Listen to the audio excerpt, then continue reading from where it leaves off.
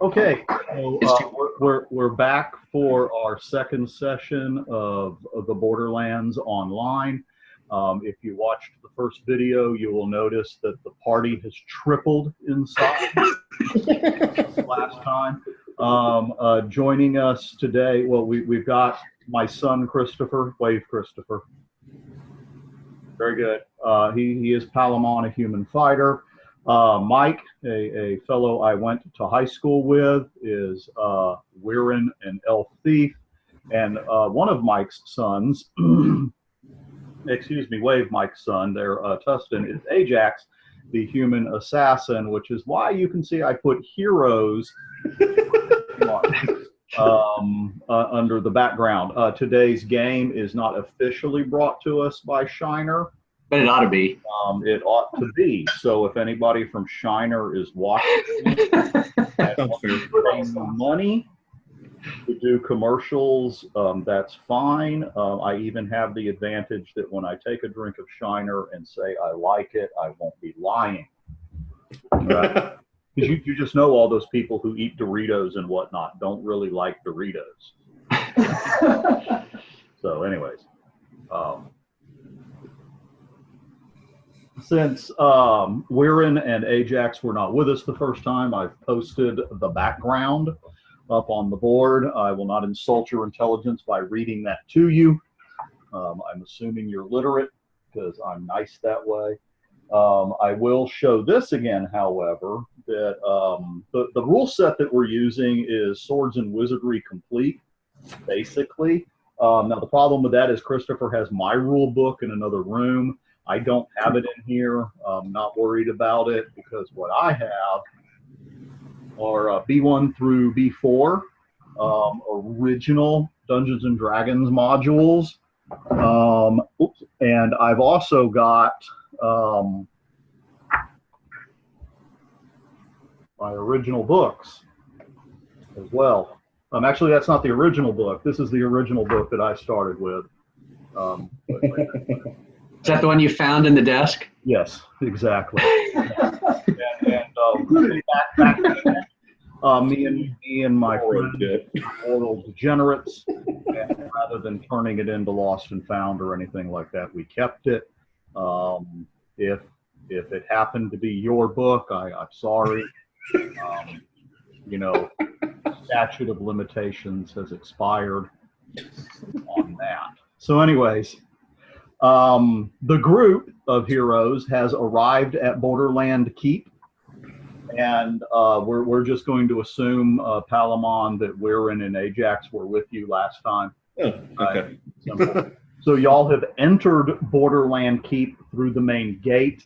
2 towers with 30-foot high with battlements flanking the 20-foot high gatehouse. The passage through the wall, a rather thick wall. You can see murder holes overhead, shadows of guards moving around up there, letting you know that if you were to start to cause trouble, they could, like, you know, pour boiling oil on you through those holes, etc. When you enter Borderland Keep proper, what you find yourself facing are 2 stout stone structures across, it's basically a 20-foot wide alley running north to south. One of the stone structures has a sign outside of it, and sign says stable. Even if the sign wasn't there, you'd have been able to figure it out. It's double doors, its gates are wide open, there's horses in there. The building is about 15 feet high. It does have a parapet atop its flat roof. And you can see guards up there walking around as well. The lackeys that work in the stable ignore you because you are too poor to afford horses. That seems fair. Next door to that is a warehouse. Oh, but there are people coming in that are stabling their horses, other people that are leaving that are checking their horses out. They evidently have some sort of tag system right? Where, you turn your horse in, they issue you a particular tag and you turn it back in. It's kind of like valet parking, right? For your horse. It seems very well organized, very well organized. Next to that is another building with a sign that says warehouse. This is also, as you can obviously tell, heavily guarded. You can see a few not fidgeting, that doesn't make sense. I was turning into dog there from Much Ado About Nothing, right? We must remain vigilant. Thank you for bestowing upon me all of your tediousness. Sixthly and lastly. Anyways, I Shakespearean digress. No, that's not what's going on. The sign says warehouse.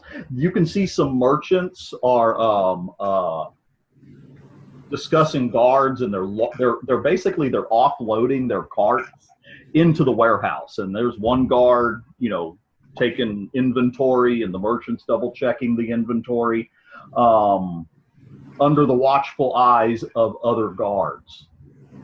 And you continue down the wide alleyway to the south, because going to the north, you're just going to bump into a wall. I guess so. All right, very good. Outstanding. The wide alleyway moves when you get down to what would be the southeastern tower of Borderland Keep. The alleyway kind of opens into a courtyard running east to west. There is a very stout-looking stone building. The bottom floor is largely open, and there are burly men wearing heavy leather aprons in there, flailing away at pieces of metal with their hammers and tongs on anvils. Obviously, a smithy. You can see a couple of guys working on pieces of armor as well. Around the smithy and the armorer are a number of what, for all intents and purposes, kind of look like shacks for people to live in. Most of the crowd, however, don't do that. I had a little pop-up. Pop up in my game. Can't get away from advertising. Ridiculous. Like we live in a Blade Runner world. I digress again. Most of the traffic seems to be heading due west, and then is either moving north in between two sections of buildings, or continuing west into what you can tell is a courtyard. And from the courtyard, you hear some hooting and hollering, some music, and Hooting? Yes. Things like that. And you know what I just noticed? I just noticed that I have a countdown on remaining meeting time. I see that. That's annoying. That means my source for who told me about this particular service was Mistake. Inaccurate. So what we'll do is we'll keep going for about another 8 minutes, and then I'm going to stop, and we're going to see what happens if I try to start back up again. All right. Right? Who knows? It might work. Oh, cool. My screen's still empty. Button down there with a $ next to it, I'm skeptical. Okay. Now, fortunately, there are ways around this. We'll figure it out.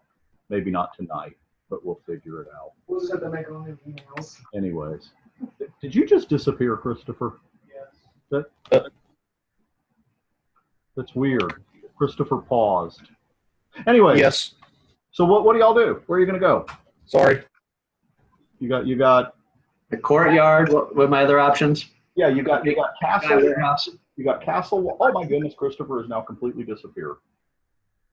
Well, anyway, I'm going to continue. Whatever. Okay. You got Castle Wall to the south. Along that wall, rows of what basically look like small guest houses. To the north, you have the blacksmithy.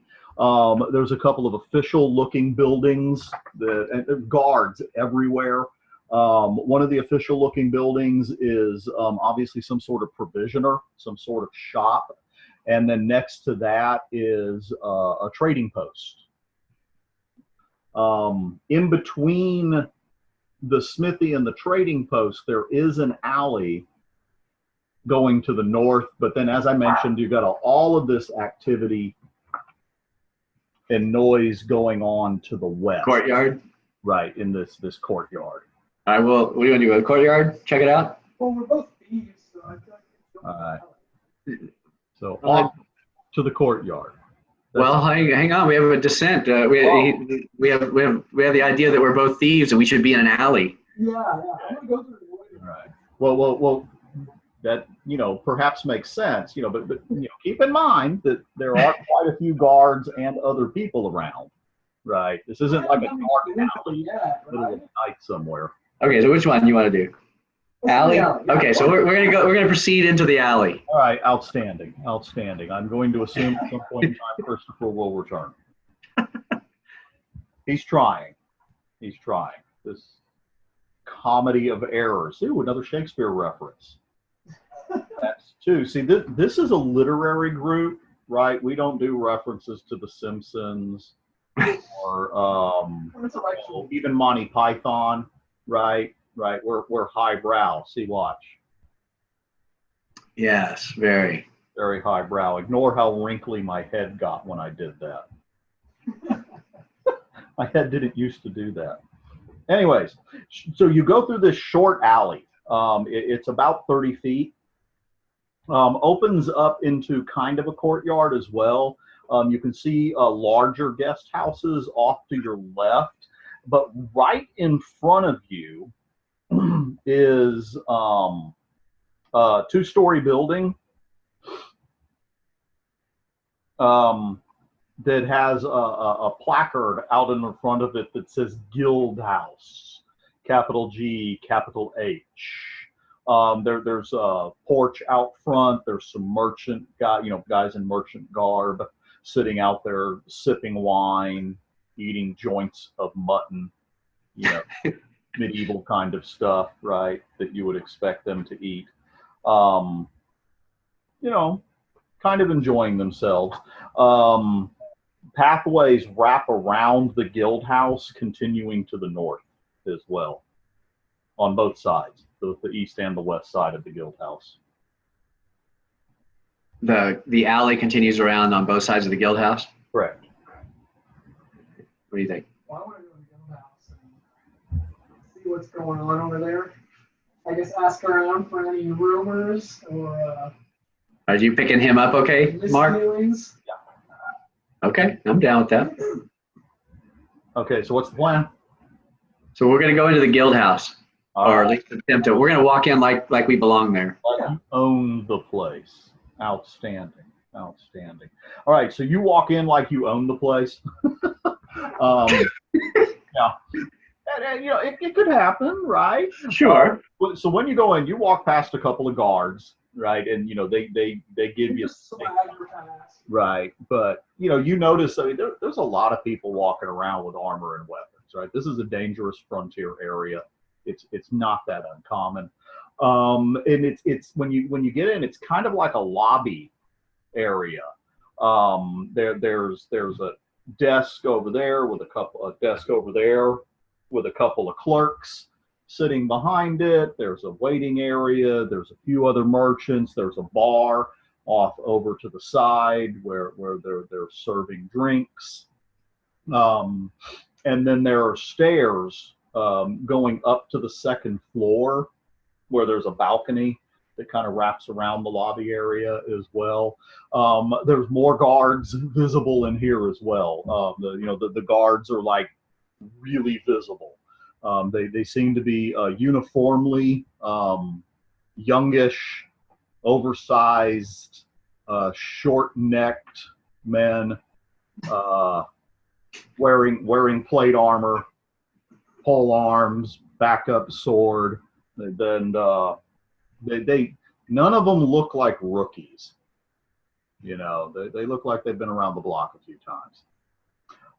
When you walk in, the clerks look up from the desk, kind of like this.